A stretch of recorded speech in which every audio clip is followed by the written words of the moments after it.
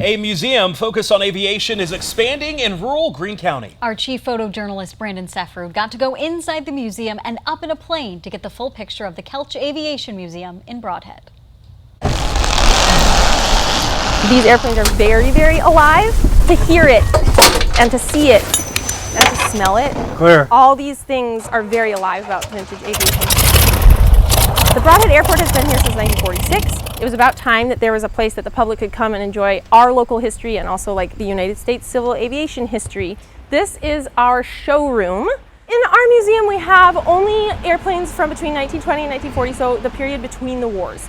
This era is often neglected and forgotten. There were so many developments that happened with aviation just out in the world, not in the military.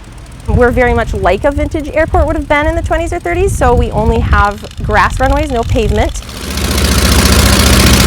When I was growing up, I loved history, and the first time I showed up here, it was very much like going back in time. It was at one point real life. You know, those people weren't that different from us. So I try to tell a story. Don, who owned this airplane, he was sitting in the back and flying, and Ruth was up front. She just had the lap belt and she slipped out because he did a loop-the-loop and she fell out of the airplane. But she survived and she was fine because you can see here above this passenger cockpit, there's a wing. And so she just landed on there and then clambered back down.